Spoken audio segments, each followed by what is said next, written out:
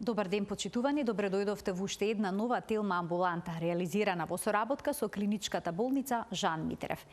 Иако епилепсијата не е воопшто лесна болест, сепак најчесто со помош на лекови таа може да се контролира и лицето со оваа диагноза да има квалитетен и нормален живот. Дали еден епилептичен напад значи епилепсија? Дали патолошки резултат на ЕЕГ без епилептичен напад исто така укажува на епилепсија?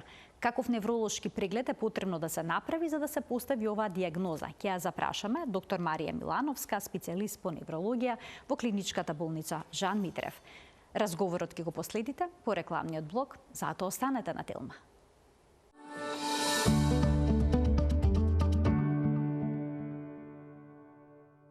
Со доктор Марија Миланова, специјалист по неврологија во клиничката болница Жан Митрев, денеска зборуваме за епилепсиите. Докторке, добар ден. Добре дојдовте во студиото на Телма. Добар ден, Марија. Благодарам на поканата и можноста да учествувам во вашата Телма амбуланта. Докторке, ќе ни појасните на самиот почеток на емисијата што значи епилептичен напад? Така. Терминот епилептичен напад и терминот епилепсија се многу тесно и интимно поврзани. Меѓутоа, епилептичниот напад не значи диагноза на епилепсија од една страна, а од друга страна не можеме да поставиме диагноза на епилепсија без да се појави епилептичен напад. Епилепсијата е хронична невролошка состојба која што се карактеризира со непровоцирани, континуирани епилептични напади, пролонгирано во текот на животот, понекогаш и до крајот на животот. Епилептичниот напад е последица, односно резултат на едно абнормално ексцесивно електрично празнење, односно дешаржирање во мозокот, кој што е последица на нарушено електрично комуницирање помеѓу мозочните клетки, односно невроните. Како се може да изгледа епилептичниот напад? Ние обично кога ќе помислиме на тоа, обично замислуваме лице кое што паѓа, му се грчи телото, губи свест, има пена на устата. Дали секогаш е таков изгледот на епилептичниот напад? Обично кога ќе помислиме на епилептичен напад и на епилепсија, пред очи ни излегува сликата за една драматична клиничка манифестација на епилептичниот напад, кој што најчесто така се опишува, може би заради фактот што таквите типови на епилептични напади се најчесто и депласирани во јавноста и многу асоцираат на епилепсија, од проста причина што се употребувани во многу едукациони видеа, па и во филмовите, за да опишат една драматична клиничка слика која што е производ, како што кажавме, на абнормално електрично празнење во мозокот. Тоа е еден од типовите на епилептични напади. Тоа е така наречениот генерализиран тонично-клоничен или голем напад, кој што започнува акутно со тресење и грчење на мускулите на рацете, нозете, лицето и останатите делови од телото, со наизменични стегања и отпуштање на мускулите, односно флексии, екстензии на рацете и на нозете, со отежнато дишење, со глад за воздух, со помодрување на лицето, најчесто околу устата и со загуба на свест. Во подоцнежните фази од нападот може да се јават и феномени на уринарна инконтиненција, на фекална инконтиненција, значи губење на контрола над сфинктерите за уринирање и дефекација, со испуштање на различни крици заради спазамот на ларингеалната и дишната мускулатура. Меѓутоа, тоа е само еден од типовите епилептични напади кои што ги познава неврологијата. Типот на епилептичниот напад, односно клиничката слика и семиологијата на нападот многу варира и зависи од тоа кој дел од мозокот е зафатен со електричниот дешарж, односно абнормалното празнење. Па така, ако со епилептично празнење е зафатен фронталниот, односно челниот лобус, на клинички план ќе имаме манифестација на абнормални неконтролирани движења на рацете, нозете, делови од лицето, устата и така натаму. Доколку со епилептичен напад е зафатен париеталниот лобус, најчесто се јавуваат абнормални сензации од типот на трнење во одредени делови од телото, доколку се зафатени темпоралните лобуси, Во тој случај на клинички план имаме една малку покомплексна клиничка манифестација на епилептичниот напад, која што често има премониторни симптоми од типот на психички промени, феномени на абнормални сензации во пределот на епигастриумот, болки во желудникот, нагони на гадење, повраќање, за да после следи класичната клиничка манифестација на епилептичниот напад, која што се карактеризира со абнормални, понекогаш бизарни повторувачки движења со рацете, нозете, устата и јазикот, и доколку се епилептичните напади локализирани во делот од мозокот познат како окципитален лобус, каде што е визуелниот центар, во тој случај се јавуваат симптоми на промена на визуелен план, од типот на заматен вид, испади во видното поле, појава на сцинтилациони, скотоми во видното поле, треперечки светла, цикцак линии и така натаму. Тоа е што се однесува до така наречените парцијални, односно фокални напади, кога со епилептичен напад се зафатени само одредени делови од мозокот или одредени региони од мозочните лобуси и кога нападот е локализиран.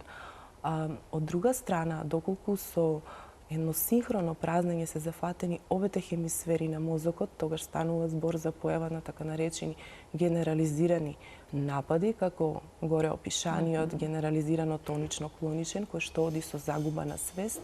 Меѓутоа, генерализираните напади по својата клиничка експресија може да бидат и миоклонични и се карактеризираат со кратки повторувачки неволни движења на мускулите, може да бидат тонични, кога имаме една континуирана тонична контракција, односно спазам на мускулатурата на рацете, нозете, може да бидат атонични, кога акутно доаѓа до загуба на мускулниот тонус, истото тоа е проследено со загуба на свест и пациентот ненадено паѓа на пот. Може да бидат така наречени абсансни напади, кои што се застапени во детската возраст, најчесто се јавуваат помеѓу 4-та и 12-та година од животот. И тие се доста атрактивни за неврологијата од проста причина што често остануваат недиагностицирани или погрешно диагностицирани. Се карактеризираат со краткотрајно засегање на свеста, не со комплетно отсуство, значи детето не губи свест и најчесто се случуваат кога детето е во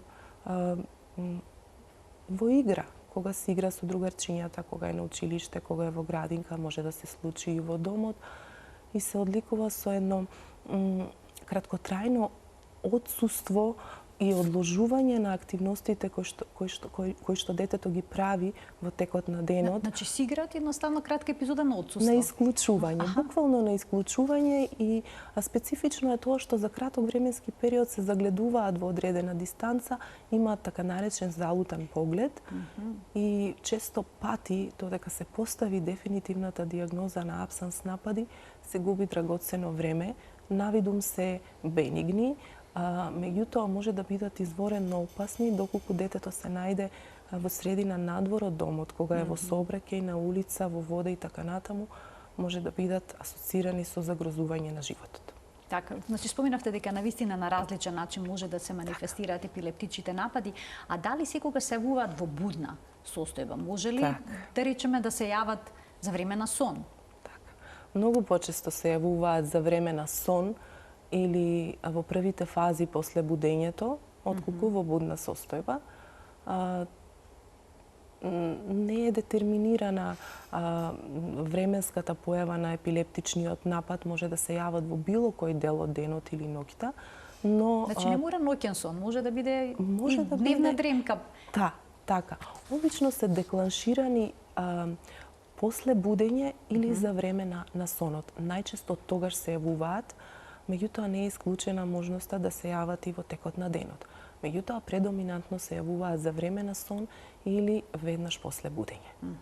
Што треба да направиме кога некое лице има епилептичен напад? Еве, доколку се изразени сите оние симптоми што ги напомиравме на почетокот на емисијата, доколку е драматичен епилептичниот напад, треба ли да се обидеме да го смириме човекот, да го стиснеме за да се смират нападите, грчевите, да му се отвори ли устата за јазикот да се извади?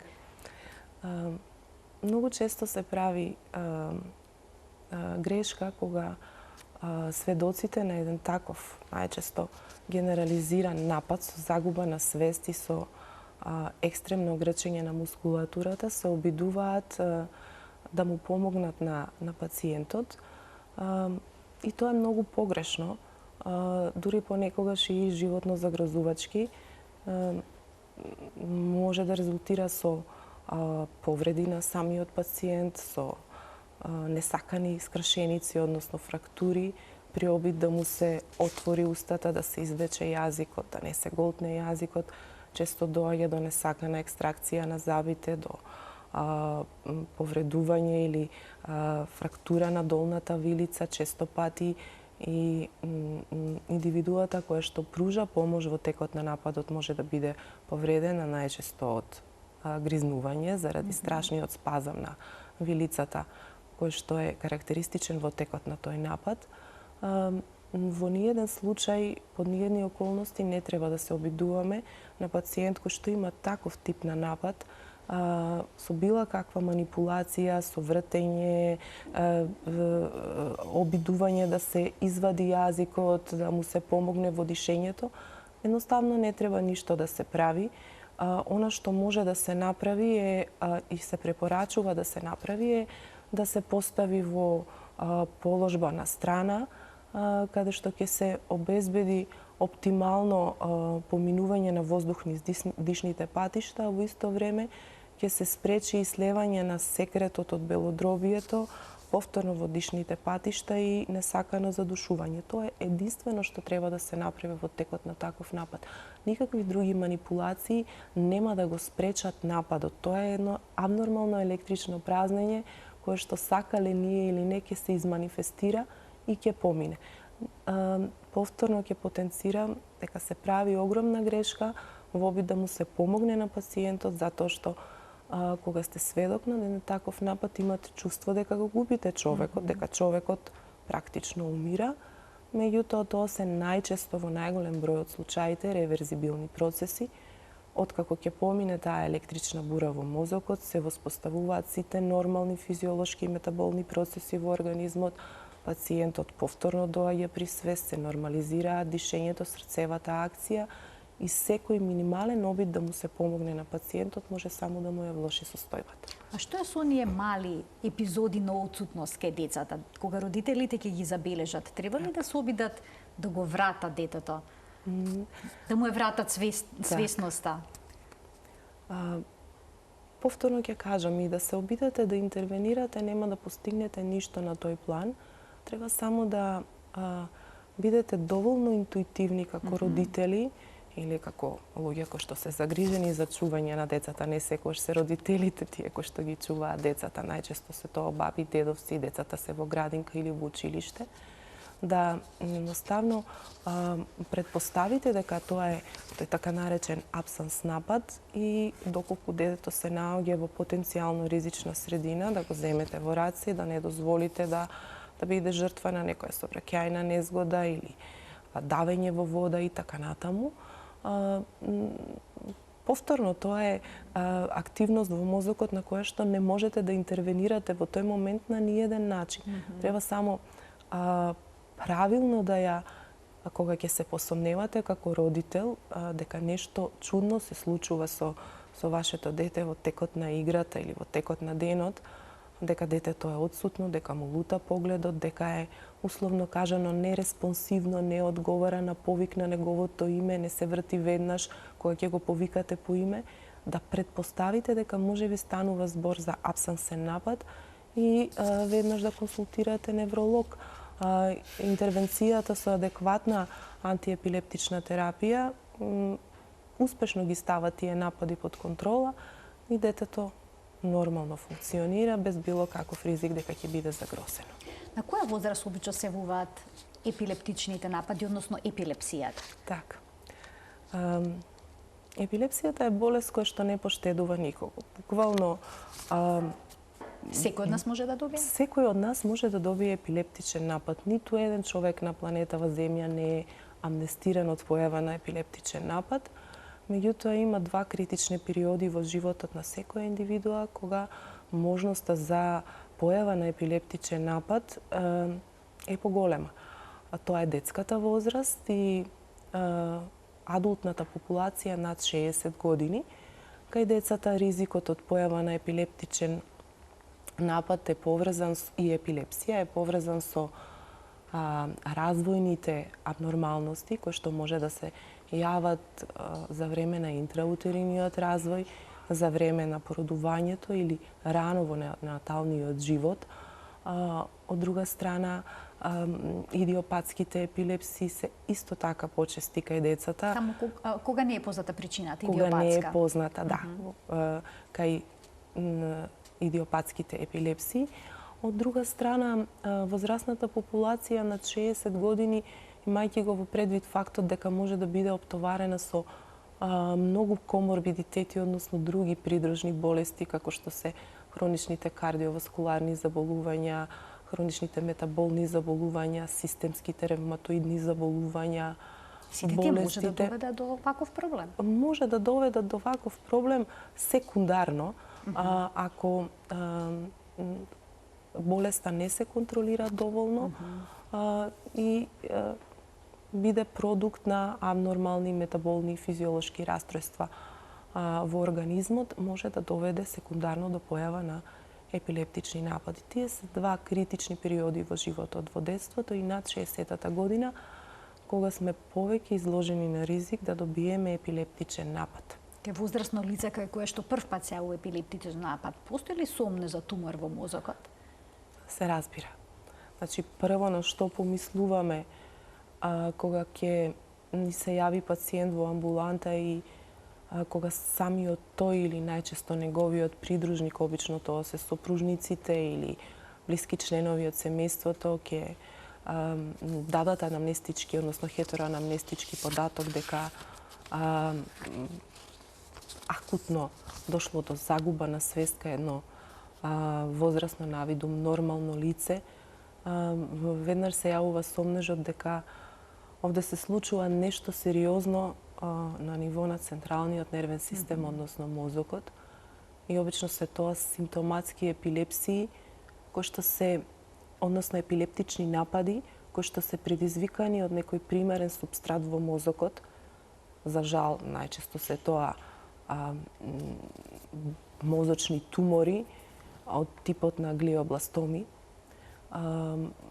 Потоа различни видови на други невролошки заболувања, примарни мозочни афекции од типот на невродегенеративните заболувања, васкуларните малформации, како што се аневризмите, артериовенските малформации, менингиомите, некои други бенигни тумори кои што доволно ќе нараснат, па ќе го зголемат интракранијалниот притисок, односно притисокот во мозокот. Значи, сите процеси на ниво на централниот нервен систем кои што се однесуваат како туѓо тело и ги притискаат околните структури и може да ги надразнат епилептогените подрачја во мозокот, може да доведат до појава на епилепсија и дефинитивно да доведат до појава на епилептичен напад и дефинитивна дијагноза на веќе сега симптоматска епилепсија, затоа што таа е предизвикана од нешто примарно што се случува на ниво на мозокот. Не е епилепсија sui generis настаната заради хередитет или од нам непознати причини. А што е со повредите на главата? Да речеме, при сообраќајна незгода може се повреди главата или пак при пат повторно може да дојде до траума на мозокот и на главата. Дали тоа може да доведе до епилепсија? Многу често. Краниот церебралниот травматизам е една од почестите причини за појава на епилептични напади и симптоматски епилепсии кај возрастната популација. Од проста причина што во текот на повредата најчесто доаѓа до повредување и на коскините структури на черепот, кои што секундарно може да му наштетат на мозочното ткиво, во смисла на појава на краварења, хематоми, субдурални, екстрадурални, значи во самиот мозок краварења, кои што акутно доведуваат до појава на епилептичен напад. Понекогаш можеби траумата е навидум минорна Мала. и незначајна, мала, меѓутоа првиот знак дека нешто се случува на ниво на мозокот после и навиду мала повреда на главата е епилептичниот напад и кога ќе го диагностицирате пациентот со магнетна резонанца или компјутерска томографија, на ниво на мозокот ќе видите огромни хеморагии или хематоми кои што се малку подлабоко во мозочното ткиво, не предизвикуваат главоболка, не предизвикуваат вратоглавици, гадење, нагон на повраќање, меѓутоа веднаш се манифестираат со појава на епилептичен напад. Доколку при една, да речеме, поголема травма на главата, постои сомнеш за појава на епилептичен напад, дали со давање на лекови против епилепсија би можел да се спречи нападот? Така. Ретко кога епилептолозите и невролозите даваат антиепилептични лекови за да превенираат епилептичен напад.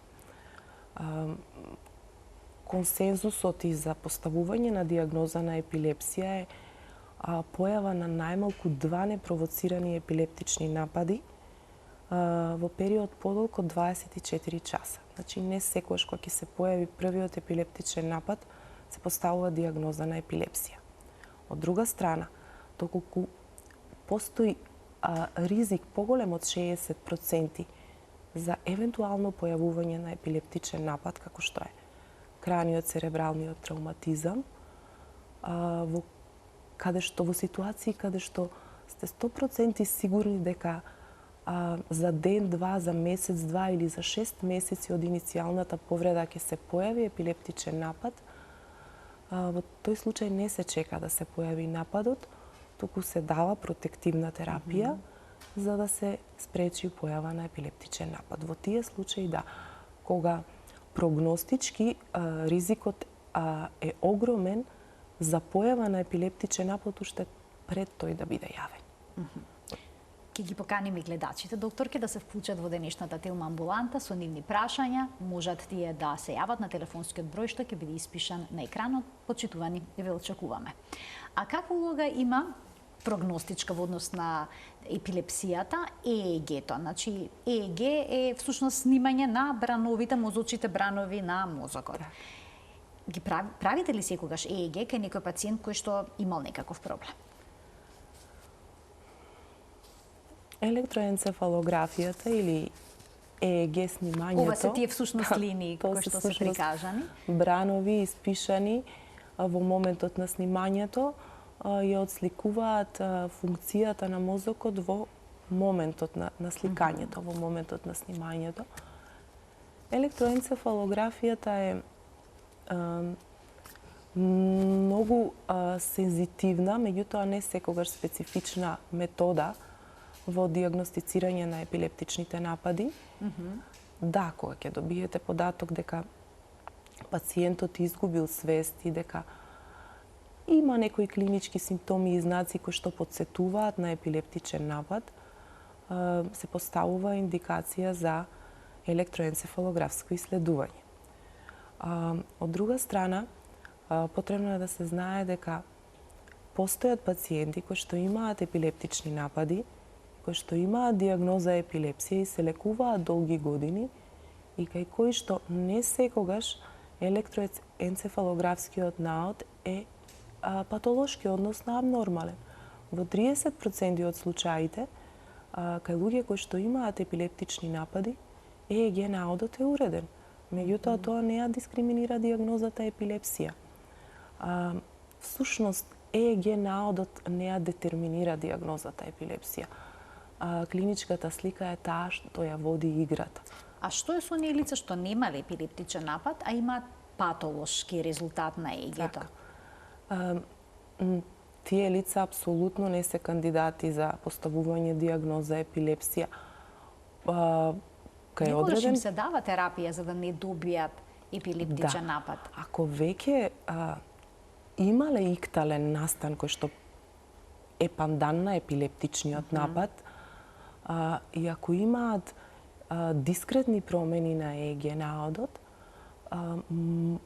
се препорачува давање на терапија заради стабилизирање на мозочната активност, бидејќи обично се тоа луѓе чии што мозок има понизок конвулзивен праг во однос на останатата популација, значи тоа се индивидуи кои што се многу посусцептибилни и подобри кандидати да добијат епилептичен напад во однос на општата популација. Но може никогаш да не го добијат. Може и никогаш да не го добијат. Пак ќе кажам, значи ЕЕГ е златен стандард во диагнозата на епилепсијата, меѓутоа сам за себе електроенцефалографскиот наод ја нема таа моќ во одлучување при поставување на диагнозата на епилепсија. Во предвид секогаш се зема клиничката слика. Клиничката слика е таа што ја води играта. Така, но вие не сте во состојба да ја видите клиничката слика, најчесто самиот напад докторот не може да го види. Така. Кој тоа треба да го опише? Бидејќи тој што го имал нападот исто така не е во состојба да раскаже што точно му се случило. Така. Како изгледа еден невролошки преглед на пациент кој што имал епилептичен напад за да се потврди диагноза дали има епилепсија, се извинувам или не? Добро земената анамнеза, односно во овој случај хетероанамнеза, податоците добиени од сведоците на нападот на настанот е клучна во поставување на диагнозата. И бидејќи ние користиме хетероанамнестички податоци само кога станува збор за напади кои што се поврзани со загуба на свест, во тој случај од огромно значење приказната што ќе ни раскаже сведокот на настанот. Во сите останати случаи кога епилептичниот напад не е проследен со загуба на свест, кога лицето е свесно дека нешто се случува, упорноста во исцрпувањето на тие анамнестички податоци од страна на докторот и инсистирањето на хронологијата на настаните, времето кога настанале, колку долго траеле, како се манифестирале, може да ни ги каже и самиот пациент. Хетероанамнезата ни е битна само во случај кога станува збор за епилептични напади со загуба на свест, како што се генерализирано тонично-клоничните, меѓутоа тие се толку стереотипни да само кога ќе почнат да раскажуваат сведоците на настанот, нам ни станува јасно дека станува збор за генерализиран тонично-клоничен напад. И од друга страна тоа се атоничните напади или така наречените дроп атаки, кои што одат со акутна загуба на мускулниот тонус и акутно паѓање на пациентот на под. И тогаш се јавуваат диагностички дилеми, дали е тоа епилептичен напад, дали е тоа обичен колапс, вазовагална синкопа. Меѓутоа, тогаш се инсистира на некои подетални иследувања, лабораториски анализи, кардиоваскуларни проценки, да се види дали може би нарушувањето на срцевата работа и крвоснабдувањето на мозокот, акутното паѓање на артерискиот крвен притисок доведуваат до појава на тие напади. Меѓутоа, обично кај колапсните состојби за кратко време пациентите се враќаат во свесна состојба и продолжуваат со активноста како ништо да не се случило и најчесто се случуваат кај предоминантно кај машката популација, обично во текот на актот на микција, кога се исправени, кога настанува редистрибуција на циркулацијата во дисталните делови од телото и веднаш после актот на мокрење, акутно паѓа притисокот, губат тонус и паѓаат. Кај дроп атаките, односно кај тоничните епилептични напади е малку поспецифична клиничката слика, затоа што многу често кај тие индивидуи се јавуваат и симптоми на аура, премониторни симптоми и знаци од типот на намалено расположение, екстремна поспаност, екстремен замор, промени, акутни промени на расположението. И после известно време следува падот. После падот се чувствуваат уморни, истоштени, поспани. Често пати таквите напади се проследени и со ретроградна амнезија, односно несеќавање на настанот. Така да стручњаците во својата област кои што добро се запознаени со семиологијата на нападите и со тој диверзитет, различност на клинички напади, многу ретко може да сгрешат. Така, врз основа на анамнезата, всушност на раскажувањето на пациентот што точно му се случило, може да утврдат едно за што се работи. Имаме двајца гледачи кои што очекуваат вклучување во денешната Телма амбуланта. Потоа ќе продолжиме онаму каде што запревме. Добар ден за првиот од нив.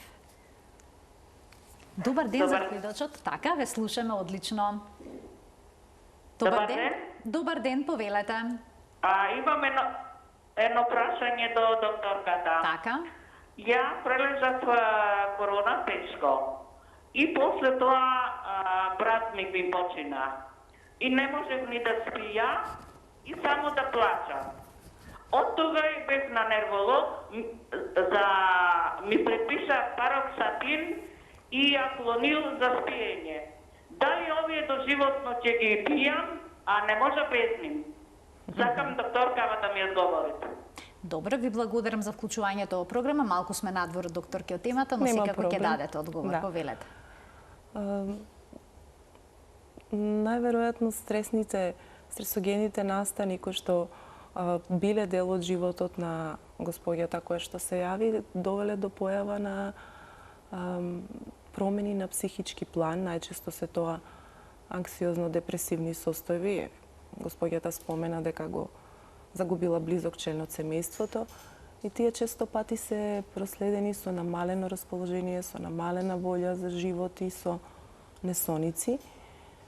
И кога таквата состојба трае подолг временски период и кога го нарушува квалитетот на животот на индивидуата, добро е да се интервенира со одредени лекови од типот на анксиолитици, антидепресиви, хипнотици, лекови наменети за спиење, со цел стабилизирање на организмот и на невропсихолошкиот систем.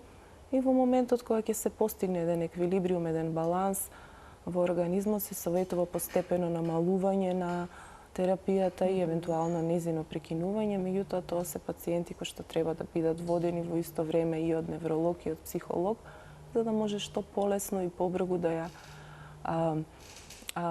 откажат, условно кажано, да ја прекинат терапијата, затоа што секогаш најголемата дилема на пациентот кога ќе му дадете таква терапија, дали доживотно ќе ја пие. Да. Уште еден гледач ќе вклучиме. Добар ден. Се исклучил во меѓувреме, во ред. Продолжуваме понатаму со терапиите кои што се даваат кај лицата со епилепсија, откако ќе биде поставена диагнозата. Дали секогаш лековите го даваат посакуваниот резултат? Тешко ли е за пациентот да се адаптира на нив?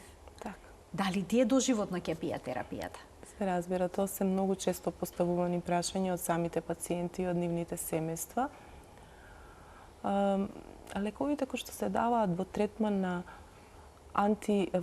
на епилепсија, кај нас се познати како антиепилептици. И тоа е можеби прилагоден термин затоа што во англосаксонската литература се познати како anti-seizure medications, значи лекови кои што се наменети за спречување на нападот, меѓутоа не и на лечење на епилепсијата.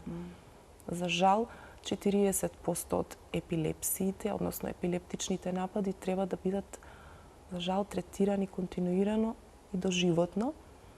Меѓутоа, среќа е што постојат затоа што со нивната употреба, ако е антиепилептикот, адекватно одбран, адекватно дозиран, ако е на време поставена диагнозата, во тој случај се постигнува одлична контрола на нападите и луѓето нормално функционираат, негубат од квалитетот на животот. Уште еден гледач ќе вклучиме. Добар ден. Добар ден. Повелете.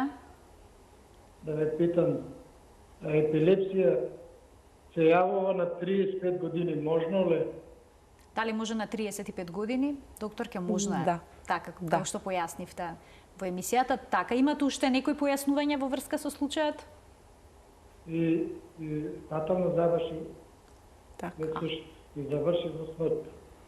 Фатално заврши. Така. Навистина ми е жал.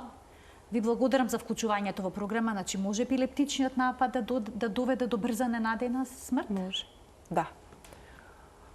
Постојат изолирани случаи, за среќа се ретки, меѓутоа ги има во епилептологијата кога од необјаснети причини ненадејно доаѓа до фатален исход на пациент кој што има веќе поставена диагноза на епилепсија, кој што е под антиепилептична терапија, да заврши со смртен исход.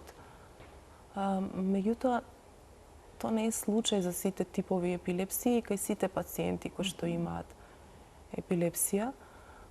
Најчесто станува збор за епилепсии кои што се од симптоматска природа.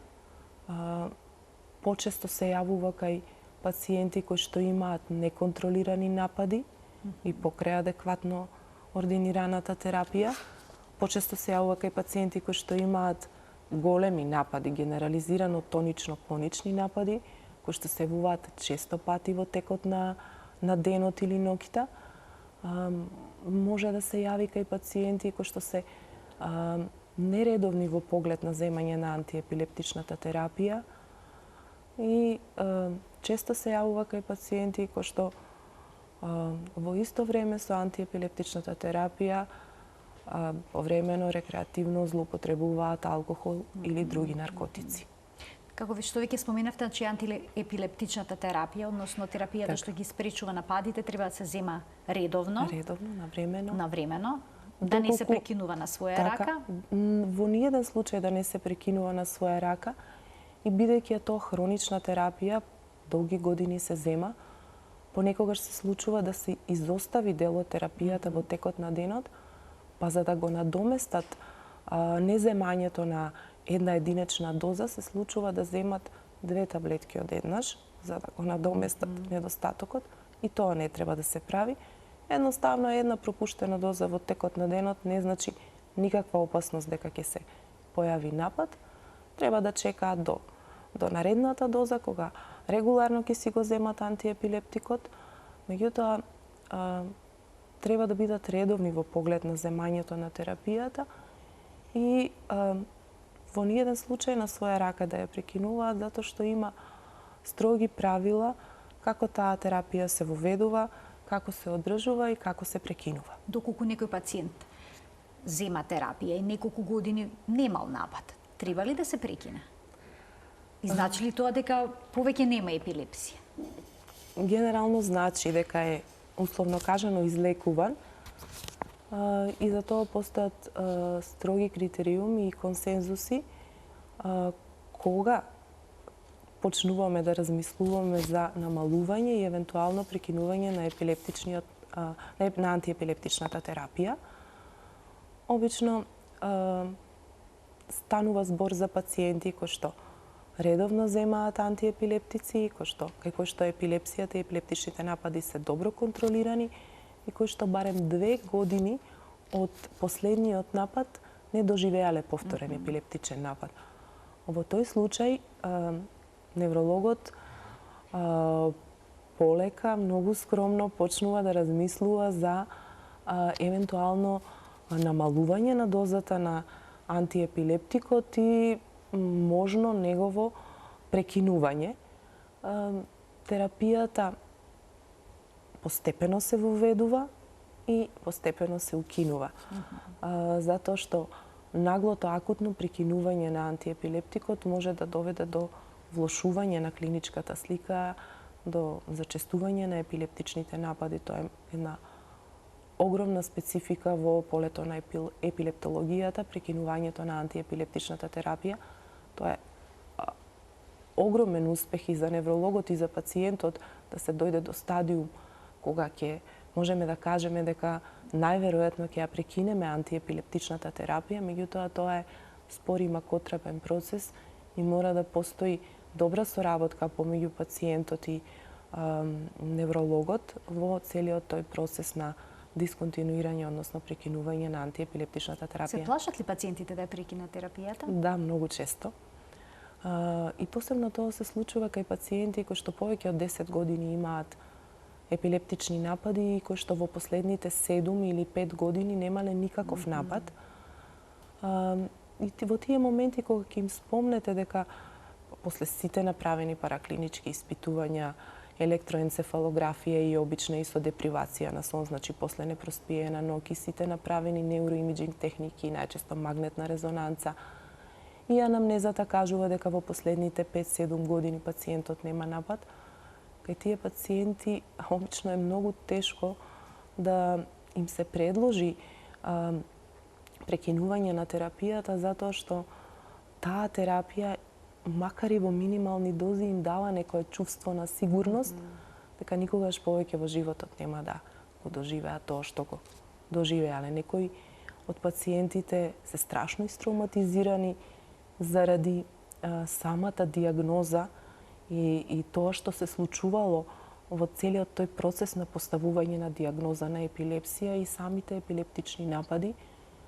Од друга страна, и покрај тоа што за епилепсијата се знае од древни времиња, се уште во некои региони од светот, па и во нашата земја, тоа е болест која што е доста стигматизирана, така? Да, носи многу социјални консеквенции за пациентите кои што имаат епилепсија и за нивните семејства, така што дел од пациентите, не сите, го одбираат посигурниот начин и продолжуваат да ги земаат лековите, макар и во минимални дози. Можеме да прочитаме исто така дека некои соеви на канабис позитивно влијаат кај пациенти со неконтролирани напади на епилепсија. Имаме гледач, ќе го вклучиме, веднаш потоа ќе дадете одговори за маслото од канабис, дали го препорачувате кај лицата со епилепсија. Добар ден за гледачот. Добар ден. Повелете. Поздрав за емисијата и за докторката. Ви благодарам. Имам едно прашање. Со депакине. Пие дете во депакине, внук ми пие депакине и има некош навечер напади. Може да се случи 1 до 2 напади навечер, а може и по 2-3 месеци да нема ништо. Дали треба да продолжи со тие апчиња или треба поголема доза да земе према килажа, посто пие 300 или 500? Така, добро, ви благодарам за вклучувањето во програма. Кој е вашиот совет? Така. Обично кога и покрај давањето на антиепилептик се јавуваат повремени напади, тогаш треба да се размисли евентуално за зголемување на дозата на веќе ординираниот антиепилептичен лек, затоа што очекуваме дека после давањето на терапијата пациентот не треба да има напади. Доколку се работи за деца кои што, односно индивидуи кои што активно растат, кои што за кратко време ќе ја зголемат и својата телесна висина и својата телесна тежина, можеби ќе дојде момент кога тие дози на лекот нема да бидат ефикасни во спречување на епилептичните напади. Во тој случај се одлучува иницијално да се измери концентрацијата на лекот во крвта, дали е таа доволна, и доколку тоа не е случај, иницијално се препорачува зголемување на дозата на веќе дадениот лек и чекаме извесен временски период да видиме дали нападите ќе продолжат да се јавуваат, доколку и по ординирањето на максималната дозволена доза на веќе ординираниот антиепилептик има повторно детето или индивидуата напади, тогаш се одлучува кон воведување на втора антиепилептик, кој што по својот механизам на дејство ќе биде различен од првиот, со цел да се спречат нападите. И сосема накратко, докторке, бидејќи емисијата пред самиот крај, дали препорачувате масло од канабис кај пациенти со епилепсија? Особено кај она епилепсија која што не може да се контролира со лекови. Или пак хирургијата е тука решение. Така. Одреден процент од епилепсиите, од епилептичните напади се така наречено фармакорезистентни. Значи, покрај оптималното давање на терапија, вие се соочувате со континуирани напади, и тоа го фрустрира и самиот пациент и самиот доктор. И во тие случаи дилемите се огромни. Јас лично како невролог немам искуство со ординирање на марихуана во медицински цели.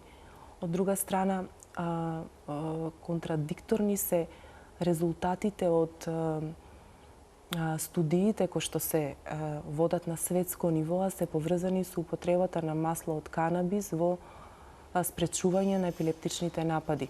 Според некои студии, ефектот од неговата употреба е минимален во намалување на фреквенцијата на нападите. Не може да ги спречи нападите, бидејќи станува збор за фармакорезистентна епилепсија, не одговара на ниту еден антиепилептичен лек. Од друга страна, постојат студии кои што во своите резултати укажуваат дека може да бидат намалени епилептичните напади по фреквенција и интензитет. Ставовите се често многу контрадикторни. Употребата на такви субстанции со себе повлекува многу етички и морални консеквенции. Меѓутоа, едно е познато дека континуираната употреба на таква субстанца доведува до хронично депривирање на мозокот со кислород, значи го намалува нивото, концентрацијата на кислородот во мозокот, во крвта, односно во мозокот, што значи дека долгорочната употреба може да доведе до намалување на мемориските и когнитивните капацитети на таквото лице. Доктор, ќе ви благодарам многу за вашето денешно гостување. Остана уште бројни прашања неодговорени, но секогаш има можност за продолжение, за втор дел и за едно ново гостување. Ви благодарам. Почитувани, ова беше се во денешната Телма амбуланта, реализирана во соработка со клиничката болница Жан Митрев. Ви посакувам пријатен ден.